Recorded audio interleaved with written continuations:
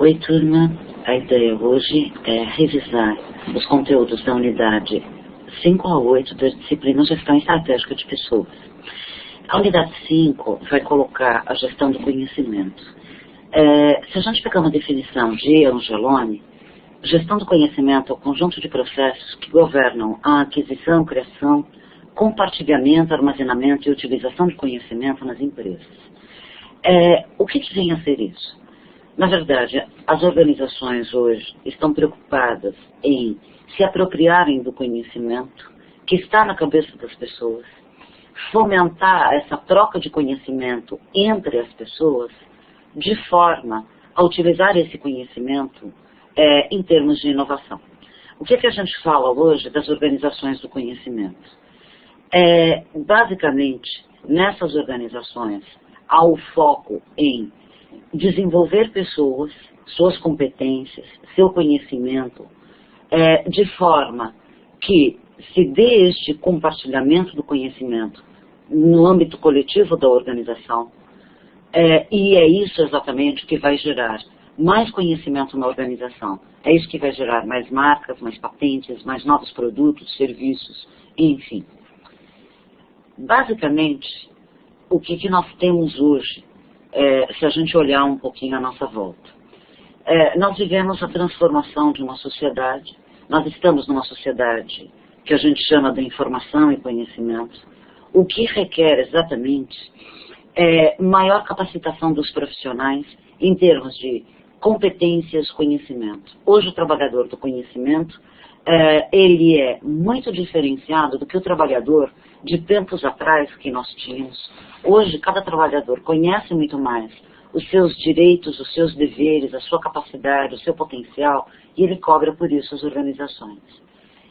As empresas, para que elas mantenham a sua vantagem competitiva, para que elas conquistem essa vantagem competitiva, elas precisam inovar constantemente, né? Nós temos hoje no mercado, se olharmos à nossa volta, tudo que é tipo de serviço e produto competindo entre si.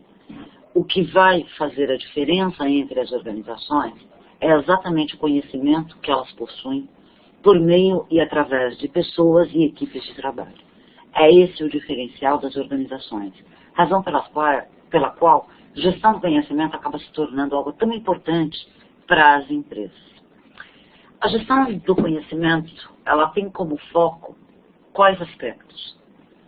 O uso do conhecimento, a criação de um novo conhecimento na organização, que é a base exatamente para a gestão da inovação e da criatividade. Ou seja, para eu poder fazer algo diferente, para eu poder implementar novas concepções, novas ideias criativas e fazer acontecer, eu preciso de conhecimento. Daí a necessidade de desenvolver esse conhecimento e sair da mesmice do lugar comum.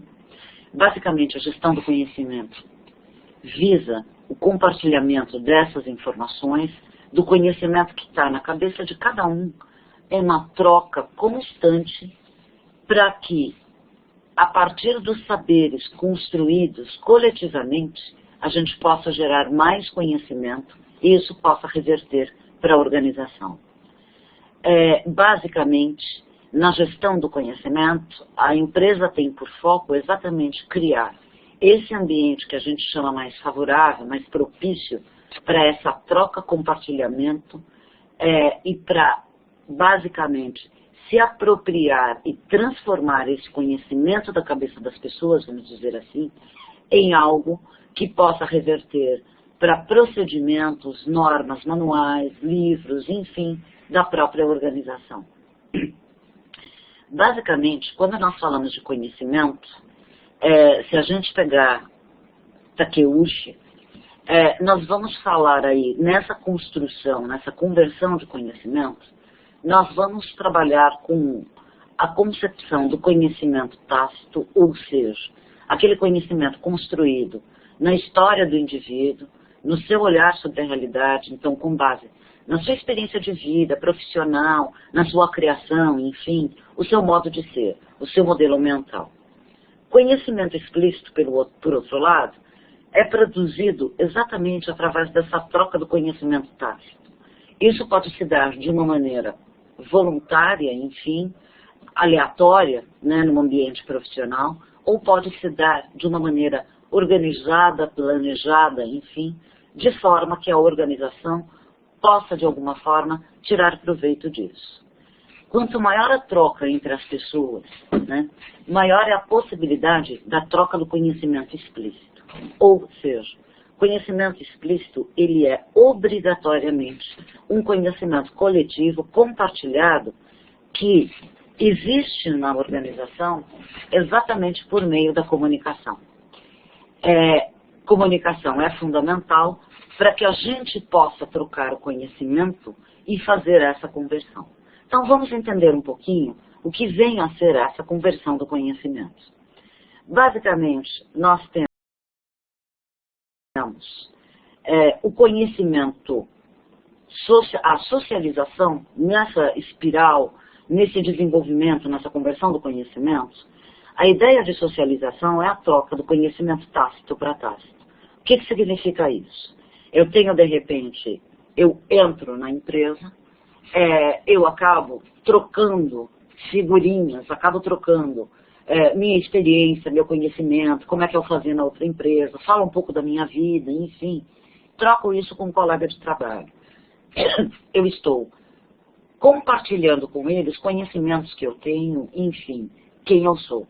É através dessa comunicação, desse compartilhamento, é o que a gente fala, que eu socializo aquilo que eu tenho.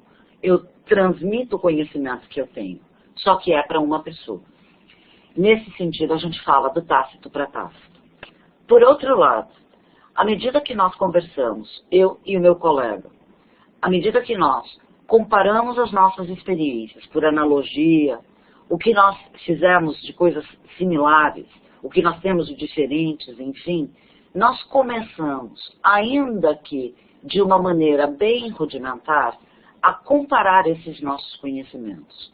É onde nós começamos a conceituar, é onde nós começamos, através dos exemplos, das analogias, além de nos identificarmos, começamos a explicitar este conhecimento. É onde existe uma formulação de um primeiro conceito. Então, por exemplo, digamos que eu e o meu colega, a quem eu contei a minha vida, a minha experiência, enfim, nós estejamos falando de uma forma com relação ao como fazer para vender melhor. Como é que a gente faz para poder captar novos clientes, enfim. Eu falo a minha experiência, ele fala a dele, nós observamos o que nós temos em comum. Se por um acaso o nosso chefe passar, o supervisor da área, ouvir a nossa conversa e de repente disser, olha, eu acho interessante essa experiência de vocês, o que vocês fizeram na empresa, etc., o que vocês fizeram de comum eventualmente, vamos implementar isso no nosso departamento? O que ele está fazendo? Ele está compilando, combinando conhecimento meu, do meu colega, de outros que eventualmente tenham se juntado a essa conversa, sistematizando esse conhecimento. É onde ele vai buscar aquilo que já foi informado, trabalhado, explicitado em algo mais institucionalizado, também explicitado. Passado um tempo, essa concepção que surgiu da conversa lá inicial passa a ser instituída nesse departamento em que nós trabalhamos. À medida que isso passa a ser praticamente uma norma, a realidade daquele departamento, nós passamos a nos apropriar daquele conhecimento e começamos a colocá-lo em prática. É onde nós internalizamos, aquele conhecimento na nossa forma de fazer as coisas. É só quando nós efetivamente aplicamos na prática, é onde nós internalizamos, é onde nós operacionalizamos, que nós vamos falar que este conhecimento transformou-se de algo explícito para tácito. Ou seja, é onde aquele conhecimento me transformou enquanto indivíduo. Esse ciclo, ele é constante. Novamente eu vou conversar com outras pessoas, enfim, e nós vamos revisar constantemente esses conhecimentos. É isso que a gente chama de espiral do conhecimento. Basicamente, para Angeloni, quando nós falamos de gestão do conhecimento nas organizações, nós estamos falando o quê? basicamente de 3 pilares. Nós precisamos ter a tecnologia, por um lado, nós precisamos ter recursos, essa infraestrutura tecnológica, para possibilitar esse compartilhamento, essa disseminação das informações, para que as pessoas possam, de alguma forma, aprender, para que as pessoas possam se mobilizar, possam compartilhar. Então, obrigatoriamente, um segundo pilar seriam pessoas, onde, dentro deste pilar, nós temos o papel da liderança, a questão da comunicação, tão importante para a gestão do conhecimento. E, por outro lado, nós temos a concepção da infraestrutura organizacional, ou seja, se a cultura da organização é permissiva, o próprio estilo gerencial, o desenho, a arquitetura da organização, em termos se ela tem uma estrutura mais horizontalizada ou verticalizada, enfim, é onde nós precisamos facilitar, de alguma forma, essa comunicação, esse compartilhamento do conhecimento. Para falar de gestão do conhecimento, não basta eu dizer, olha, eu tenho um suporte às ferramentas tecnológicas, por isso eu tenho gestão do conhecimento. Ou eu tenho pessoas capacitadas com vontade, ou eu tenho uma cultura permissiva. Obrigatoriamente, nós falamos da gestão do conhecimento quando nós juntamos esses 3 pilares para fazer acontecer, de uma maneira organizada, essa troca, esse compartilhamento de conhecimento. A unidade 6 vai falar um pouquinho da questão da mudança nas organizações. Basicamente, nós temos aí a concepção, as mudanças elas podem acontecer com relação a 3 grandes aspectos. A mudança pode acontecer com relação à natureza das coisas, então uma mudança de estrutura, uma mudança de estratégia na organização, mudança cultural, então de repente eu quero, enfim, profissionalizar a minha empresa, eu sou uma empresa familiar, preciso profissionalizá-la, estou no momento de sucessão, enfim, eu tenho que ter essa mudança cultural na organização, uma mudança tecnológica na forma de fazer as coisas da organização, ou uma mudança relacionada a pessoas. Um outro grupo de mudanças que nós podemos olhar nas organizações se referem a como a organização reage ao ambiente. Eu posso ter alguma mudança mais reativa, então, por exemplo, eu preciso mudar todos os meus processos, dada a legislação que mudou dentro de um determinado país. Ou eu faço uma mudança na organização de uma maneira proativa. Não acontece nada no ambiente, mas para prevenir, para não perder mercado, para me tornar mais competitivo, eu mudo na organização. Ou eu posso pensar na forma de implementação dessa mudança, ou seja, se eu tenho uma mudança mais reeducativa, se eu tenho uma mudança na base da pressão mais coercitiva, ou se eu tenho alguma coisa mais racional. Em todos esses processos de mudança, o que é fundamental a gente lembrar? A mudança sempre é um processo que pode e precisa ser planejado. A gestão da mudança é algo que vem de cima, né? É uma decisão de cúpula, vem do topo, para só então percorrer todos os demais níveis da organização. Ela vem de cima. Para falar de mudança, nós temos diversos modelos. Sem dúvida, o modelo principal, inicial, vamos dizer assim, em termos de mudança, a sistematização desse processo de mudança, partiu de Kotter, né? Kotter vai estabelecer 3 grandes etapas constituídas por 8 momentos, vamos dizer assim, no processo de mudança. Primeira grande etapa, num processo de mudança, é a remoção de uma antiga forma de ser, a remoção de uma antiga lógica de atuação. Então, nesse sentido, essa etapa é composta por 4 grandes momentos. Eu preciso fazer com que todos na organização entendam a necessidade da mudança, nesse sentido, o sentido de urgência dessa mudança. Eu preciso criar uma equipe que conduza esse processo de mudança. Eu preciso desenvolver uma concepção, uma nova visão, uma estratégia, enfim, para estabelecer essa mudança. E eu preciso, efetivamente, comunicar essa nova visão para que todos compartilhem. É a partir disso que eu digo para a organização, olha, as coisas estão mudando. O antigo, o velho, não nos serve mais, Não por uma questão de modismo, mas por uma questão de precisamos atuar de uma maneira diferenciada mediante o mercado. Com base nisso, é introduzida a nova lógica de atuação, a nova forma de ser. Então, nós vamos remover, basicamente, algumas barreiras, alguns obstáculos, algumas resistências. Nesse processo de mudança é importante que a gente estabeleça algumas metas de curto prazo, porque isso por si só motiva os colaboradores, enfim, a organização, para continuar mudando, né? Isso é importante. E mais, mostrar o que a gente conseguiu ganhar com essas mudanças mais pontuais, digamos assim. A partir disso, é necessário consolidar essa mudança ocorrida, avaliá-la sem dúvida, enfim, e incorporar todos esses novos elementos na própria concepção da cultura da organização, né? Não dá para se falar de mudança organizacional, mudança, transformações nas empresas, se a gente não observar esse aspecto cultural na organização. Demais modelos que nós temos de implementação da mudança variam conforme os autores. Alguns vão trabalhar com 5 etapas, outros vão trabalhar com 3 etapas, enfim. Mas com certeza, Kotter tem um papel bastante importante, que é o modelo inicial, que acaba sendo de alguma forma, nos outros modelos, ou melhorado, ou aprimorado, enfim, para que possa ser implementado, pensado nas organizações. A unidade 7 vai falar um pouquinho do BSC, do seu papel nas organizações, enfim.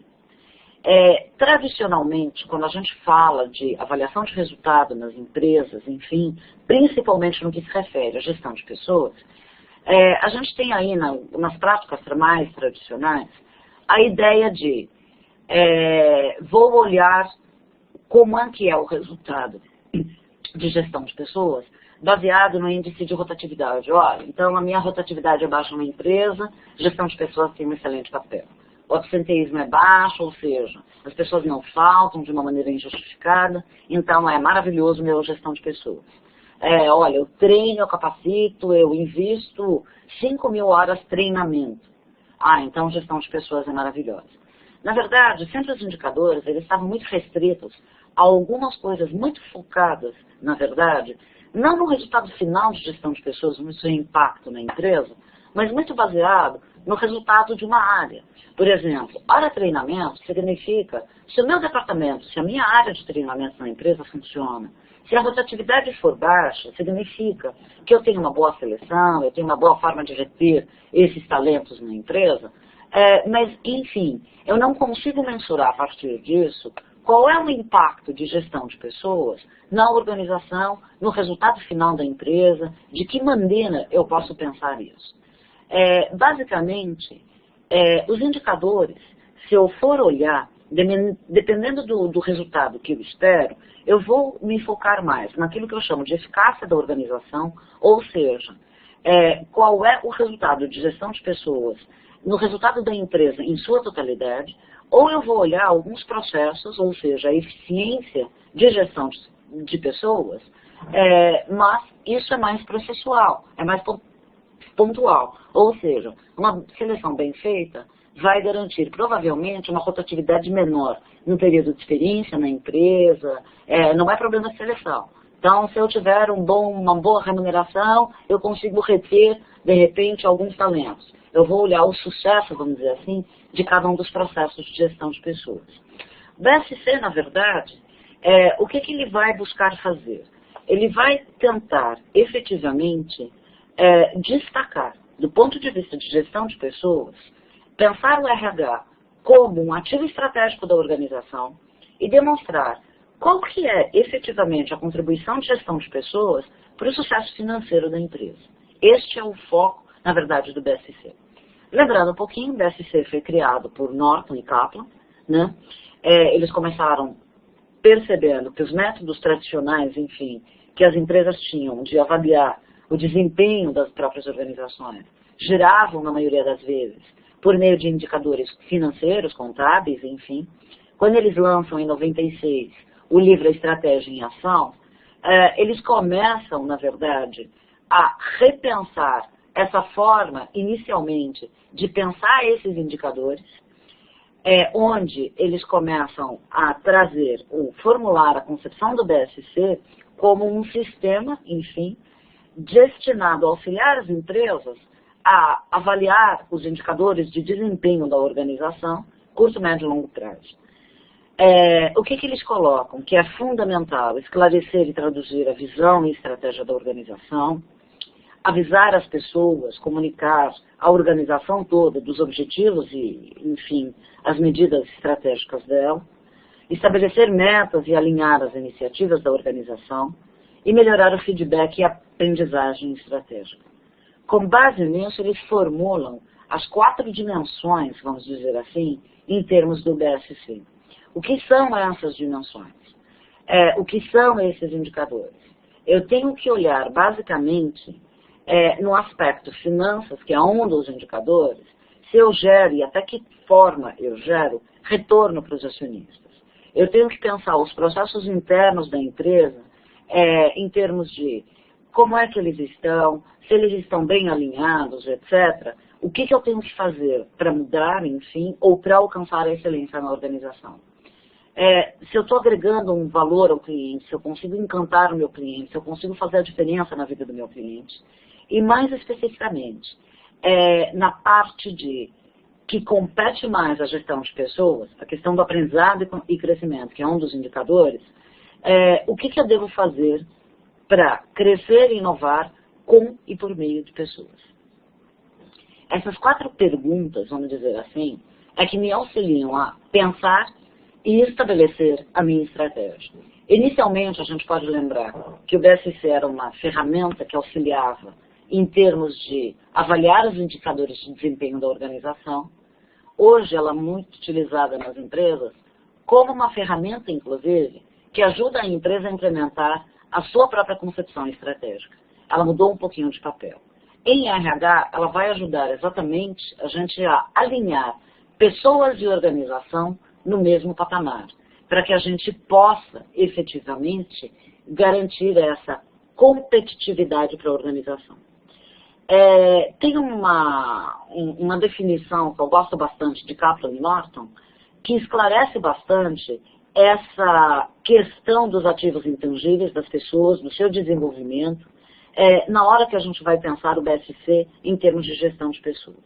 Então vamos lá. Eles colocam, quando eles pensaram o BSC, eles desenvolveram em 3 categorias importantíssimas para a implementação de qualquer estratégia na organização.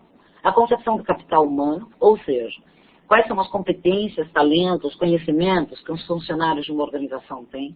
Capital da informação, ou seja, toda a linha de conhecimento, toda a infraestrutura, enfim, a tecnologia que a organização tem para poder implementar suas estratégias e mais. Qual a capacidade da organização em termos de cultura, liderança, como é que essas coisas estão alinhadas com pessoas para poder gerar resultado na organização. Se eu pegar justamente esses 3 aspectos, capital humano, capital da informação, capital organizacional, tal qual colocados por eles, eu tenho a concepção mais prática da implementação do resultado da gestão do conhecimento, eu tenho a concepção da implementação de uma gestão por competências, que são as tecnologias, por exemplo, que hoje nós utilizamos nas organizações para poder tornar as empresas mais competitivas. Então eu diria que hoje o BSC na organização, em termos de RH, ele acaba sendo utilizado como uma forma de auxiliar a empresa a se tornar mais competitiva. Ela avalia, por meio dos seus indicadores, ela tenta garantir, por assim dizer, que a empresa, ao se tornar mais competente, mais conhecedora, possa inovar, possa criar, enfim, possa ter novos produtos, novas patentes, novos serviços, com uma excelência que atire do lugar comum, nesse sentido, maior competitividade. E ela vai, basicamente o BSC, observar o tempo todo em que ponto, em que aspecto que a empresa consegue fazer isso, com maestria ou não. Né? A unidade 8, por sua vez, ela vai falar um pouquinho sobre a questão da diversidade. Hoje nós vivemos um mundo onde o trabalho virtual é uma realidade, então às vezes eu tenho pessoas trabalhando em pontos distintos do planeta, vamos pensar assim, né? Inteirados no mesmo e único projeto. São pessoas que às vezes nunca se viram na vida, mas que tentam gerar um resultado comum. Muitas das pesquisas têm funcionado dessa forma nas organizações. A própria concepção da tecnologia, com o advento principalmente da internet. Hoje nós temos uma amplitude de fusões e aquisições, principalmente no Brasil, se a gente observar aí os grandes grupos, enfim. Tudo isso impacta na forma que nós vamos conviver com pessoas que possuem diferentes culturas, concepções, formas, padrões de comportamento, etc. Ou seja, conviver com as pessoas hoje de uma maneira mais harmoniosa, mais proveitosa, etc., tem se tornado muito mais complexo do que tempos atrás. Né? No Brasil, eu diria que a gente pensar essa diversidade, essa complexidade, né, de convivência mútua, é alguma coisa que está na nossa raiz. O Brasil, basicamente, ele foi formado, né, por 3 grandes grupos étnicos, né, o índio, o branco e o negro, e a partir disso nós aprendemos, por isso que nós falamos que o brasileiro tem muita flexibilidade, o brasileiro é muito afetivo, o brasileiro tem muito jogo de cintura. Exatamente porque isso está na nossa base, em nossa raiz. Basicamente, quando nós falamos de diversidade, nós estamos falando o quê? Nós estamos falando de algumas características humanas, vamos pensar assim, que são a fonte das diferenças entre as pessoas, o que vai diferenciar uma pessoa da outra. Né? Nós podemos agrupar isso de 2 formas, né? Vamos dizer, essa fonte das diferenças pode vir por meio de uma categoria que a gente usa, essa ideia de fonte primária, né? Das diferenças, tem a ver com atributos tipo raça, gênero, idade, o próprio atributo físico, a família em que eu nasci, ou seja, são aspectos que me diferenciam de outros e sobre os quais eu não tenho controle, eu não tenho escolha. Por mais que eu tente mentir a minha idade é aquela, é aquilo que vai me definir, é aquilo que vai enfim, me caracterizar como uma pessoa diferente de outra que tenha 10 ou 90 anos de idade. Né? Uma outra fonte de diferenças é exatamente pela escolha do indivíduo, ou seja, pela experiência profissional, pela renda, pelo estado civil, pelas crenças que esse profissional tem, pela localização geográfica, pelo nível de instrução que esse profissional tem, que essa pessoa tem, melhor dizendo, isso vai torná-la diferente, diferenciá-la de outros. De um ponto de vista mais prático, né, o que nós fazemos hoje do ponto de vista da diversidade nas organizações? Nós tentamos tirar proveito, exatamente, tirar proveito, obviamente, no bom sentido, de como é que a gente consegue resultados melhores, como é que a gente pode garantir uma convivência melhor e a empresa se beneficiar disso em termos competitivos, né? Por meio dessa troca, dessa diferença dos seus colaboradores e públicos a que ela vai atender.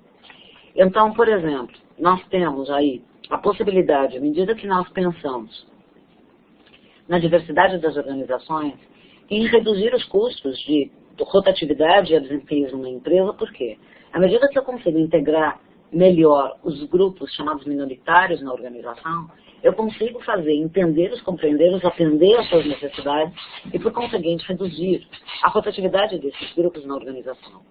Eu posso atrair, por exemplo, uma gama maior de colaboradores que têm talentos, que têm as competências requeridas pela organização, que ela tanto almeja, enfim, quando eu trago essas pessoas na organização. Eu posso sensibilizar novas culturas, né, que formam o próprio mercado, né? Então a organização ela tem uma responsabilidade maior na comunidade, enfim.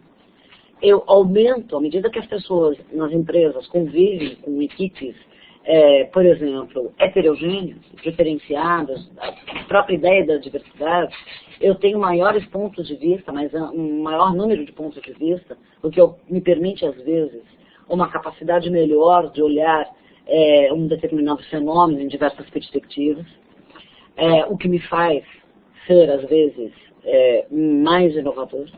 Então, hoje, por exemplo, em termos de diversidade, né, nós temos algumas empresas que acabam contratando pequenas minorias, enfim, para atender melhor, inclusive, o seu público externo.